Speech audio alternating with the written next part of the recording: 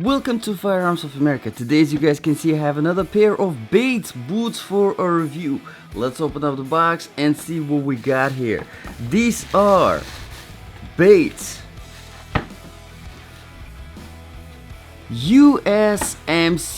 Yes, the combat boots made specifically for US Marines.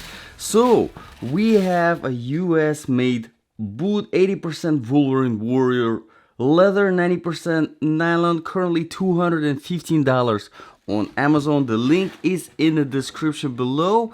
Now, I am not a Marine, but I do know good boots from bad boots. So let's get into the review and see if these are actually good, if I would recommend them to you guys. As some of you know, this review is not just a regular boot review. This review is specifically for my ultimate survival boots section. Basically, if these weren't just your regular combat boots, military boots. No, if these were, you put them on or you were wearing them and something bad happened. And now you had to survive in these boots. You had to run, you had to fight, you had to climb, you had to wear these boots without taking them off for weeks. Would they be good for your survival? Would they contribute to your survival?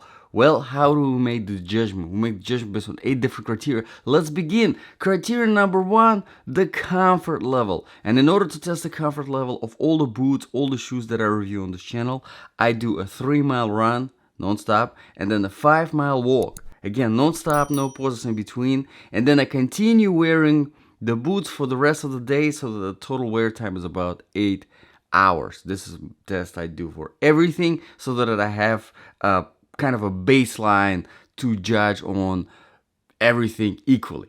All right, so there are a few factors, of course, that contribute and take away in these boots from the comfort level. Let's start with the very first one, of course, the weight.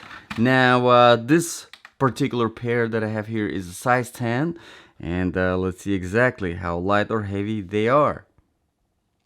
26.5. Now, these boots, if you click on the link in the description below, they are advertised actually as a lightweight. Now, 26.5 is by far not a lightweight boot, all right? If you have watched any of my reviews before, you know that I say that the typical number that you're looking for is about 20 ounce. Now, the lighter, the more under 20 ounce you go, the lighter the boot or the shoe will feel. The more over the 20 ounce, the more the fatigue you feel. But the 20 ounce is sort of that that baseline that you're looking for. Under is better. Over, it gets worse from there. You get the fatigue, unnecessary fatigue from the weight. And 26.5 is definitely on the heavier side. Keep that in mind. So I'm not sure why Bates is saying this is lightweight. This is by no means, and really compared to a lot of other similar boots in this configuration, like for example the Nair Tachyon, those boots are way lighter. Keep that in mind. So this is by far not a lightweight boot. All right, now there are a few other things that contribute and take away from the comfort level. We also have the outsole, the flexibility of the outsole, which is very important, especially for the military guys. Whenever you're doing the training, whenever you're doing the running in the boots, you have to make sure that you have a flexible outsole that allows you to run properly without putting stress on your ankles, on your knees and stuff like that. And here the outsole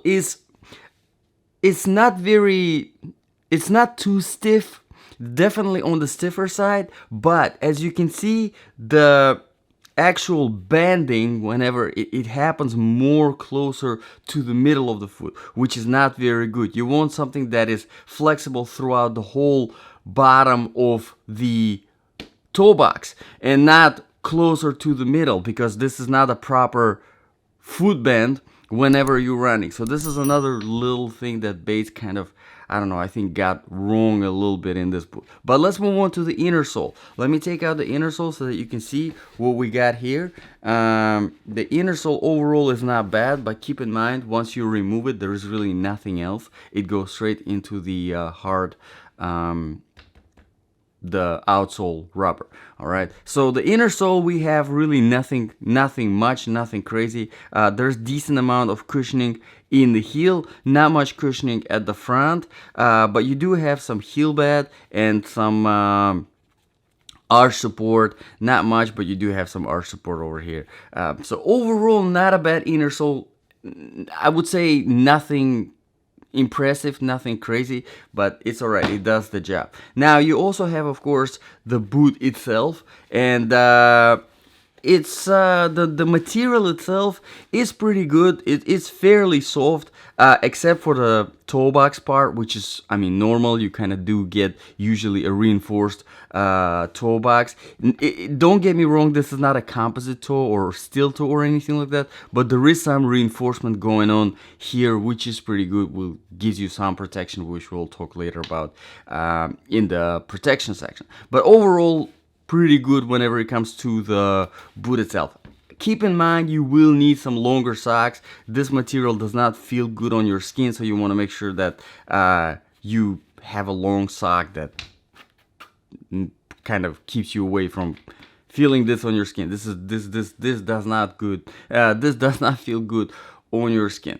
So overall, with the comfort level, I would say there are some issues. One thing that I wanted to point out, in my opinion, one of the major issues is the outsole itself. We will talk about it later in the outsole, but it's something here that affects the comfort level pretty strongly. All right, so I wanted to mention it. As you can see here at the kind of end of the toe box, this groove right here, it's a little bit too long. So whenever you're walking, you're definitely feeling the pressure from these grooves over here, and it creates a pressure point in the middle of your foot.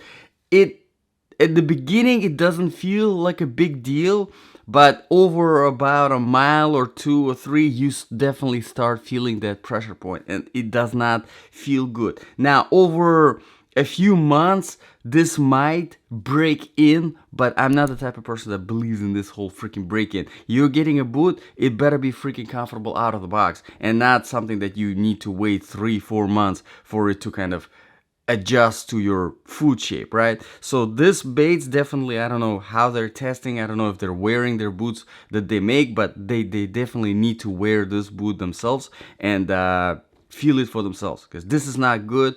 You guys are making it for freaking US Marines, all right? So you better be making freaking good boots, and this is unacceptable. In my opinion, this is unacceptable. All right, let's move on to the criteria number 2, proofing and protection. Now, these boots are not waterproof. It's fine with me, you know. I prefer something that is not waterproof but dries quick. These do have some water drainage vents over here that kind of help with quick dry as well. However, with the whole non-waterproofing, kind of raises the question, why in the world would the Bates make a gusseted tongue over here? Makes absolutely no sense, especially this far up. Now, maybe this is to protect from other stuff, get in like a sand or some other particles or whatever. But honestly, just, unnecessary. It just makes it harder to put your foot in and take these boots off with this gusseted tongue. This is not a waterproof boot. I don't know what's the point of gusseting it. Whenever it comes to the protection, like I said, the toe box is reinforced, not by much. If there's something over 15 pounds or probably over 10 pounds of falls on your foot, you're definitely going to feel it. So there's really, it definitely gives some protection from minor impact, but keep in mind, this is not a sufficient. This is not a composite toe, this is not a steel toe. And ankles, there is really not much. There's pretty much no padding, so really no protection in the ankles. Here is very soft, and your heel is reinforced, and of course you do have this massive outsole, which gives a protection from the bottom as well. Let's move on to the criteria number 3, quality and the design features. Now, quality wise, Bates, they have been around forever. Unfortunately, in my experience with Bates, it's really hit and miss. Sometimes I get something like this, which I do have a lot of complaints about. Sometimes I get something that is just freaking great. And I'm like, wow, why can't everything be like this good from Bates? But I don't know. People overall seem to like these boots. They have over 110 5-star reviews currently on Amazon. The link is in the description below if you want to check it out. You can definitely see for yourself. But whenever it comes to the design features, usually here I talk about the lacing system. Lacing system here is not the greatest. I'm not a big fan of these very thin strings. They're not very comfortable to operate. All right, you do have 2 pairs of closed rings over here, and then you have 1, 2, 3, 4, 5, 6 pairs of closed hooks over here. Overall, with this lacing system, it's not very easy to put them on, not very easy to take them off. So keep that in mind. I'm not a huge fan of the lacing system overall. Let's move on to the criteria number 4, outsole traction and stability. Now, whenever I do my testing, whenever I do my run and my walk, I do it on a variety of different surfaces, starting from some asphalt, some newer tarmac, and then some sand, some dry sand, some wet sand, dry grass, wet grass, some trail surface, rocky road, concrete, marble, tile, so flat shiny surfaces. And overall, as you can see, this outsole is very much on the flatter side. It's very flat, so it's very slippery on surfaces like wet grass. Keep that in mind. Now, this says oil resistance. A lot of people confuse it with the slip resistance. It's a little bit different. These do perform all right on the flat shiny surfaces, but honestly, this oil resistance is honestly, I don't see where it is. It's usually, you can tell those grooves that are very thin kind of creates the suction between the flat surface and the boot. Here they are not existent, so I'm not sure where here Bates thinks that there is oil resistance. I'm not sure. Maybe it's oil resistant from the, doesn't stick in to the, but it's very slippery on pretty much everything. The only thing that they perform pretty good is the sand, dry sand. Keep that in mind. Not the wet sand. On wet sand, that they're very freaking slippery. But on the dry sand, they perform pretty good. So that's really the only thing. So I mean, if your combat situation, if your training involves a lot of sand, dry sand, this will be pretty good. But everything else, really, this is not a good outsole at all. And again, I wanted to point out the shape of it is I mean, I don't know who designed this, but the pressure points that these creates, this specific groove right here, not good at all. Based, I don't know what happened, but you guys messed up on this one. Let's move on to the criteria number 5, temperature. Now, temperature wise, obviously these are not designed in for colder weather at all, because these are not waterproof. So in snow, these are pointless, so don't even think about it. There is no insulation at all. You can probably put some insulated socks and get away with some colder temperatures, but because of these vents, obviously cold temperature means that there might be some snow, there might be some ice, there might be some rain. Not good. But for hot temperatures, whenever it comes to hot temperatures, overall these are decent. They are fairly breathable. These vents definitely do help right here. Honestly, I would think that these should be on the other side as well, but they're not, which is fine. But overall, they are fairly breathable in the hot weather. Let's move on to the criteria number 6, sizing. No problems with sizing. These are definitely true to the size. I always recommend getting half a size bigger whenever it comes to your boots, whether it's a hiking boot or a combat boot, military tactical boot, whatever it is. You want to have a little bit of that extra space, and here in this particular boot, it's definitely very important to have a little bit of that extra space, because the toe box is reinforced, so you want to make sure you have some space in between your foot and the toe box, so that your toe does not smash into this, because that's gonna be a fatigue right there pretty quickly. Let's move on to the criteria number 7, the balance of application. So if this really was your survival boot, I mean, you're getting this boot. If you're looking at this boot, you're getting it for serious reasons. You're getting it for your training, you're getting it for the combat situations, so you are getting it for survival situations. So definitely it's important to have a good freaking boot for stuff like that. All right, so would this be good? Overall, I think Bates messed up. Whenever it comes to this boot, they messed up with the comfort level overall. They could have done a way better job. They could have done a way better inner sole. They should have. I mean, this is a big mistake right here. I don't know. Like I said, do you guys at Bates even test the stuff that you make? I mean, you make it for freaking U.S. Marines. You advertise it as U.S. Marines, Marine Corps footwear, and this is not good. This is not good. Do you not care about the freaking comfort level of your Marines? For God's sakes, Jesus, I don't even freaking have enough words to I'm really disappointed with this. This is not good. And overall, I think it's almost like they just threw everything together pretty quickly without thinking. I mean, the gusseted tongue is pretty pointless over here, especially going up almost pretty much the whole length of the shaft, and this is a not waterproof boot, so what's the point? The lacing system is not very good, but like I said, the biggest thing is this freaking outsole. It's the overall outsole is not good in general. I mean, it's there's absolutely no aggression to it. I don't see any point of these grooves. I don't see any slip resistance, any oil resistance that was done to this as they advertise. It's slippery on pretty much everything except the sand, dry sand. So I don't know, guys. Keep that in mind. And the very last criterion number 8, another thing that kind of pisses me off is the freaking price. $215.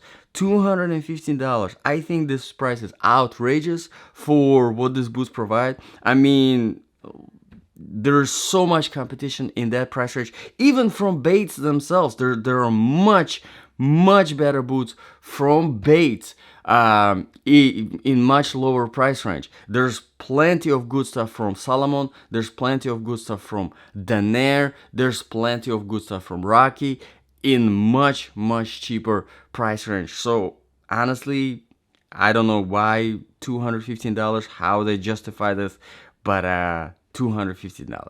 So at the end, let me know, guys, what do you think about this review? What do you think about this boot? If you have experience with this boot, drop your opinions in the comments below. I do really appreciate it. Now, usually I'm not so hard on whatever I review on this channel, whether it's guns or whether it's the footwear, but this particular one is advertised for US Marines. All right, US Marines. And if you are advertising something for US Marines, if you're making something for US Marines, it better be freaking the best.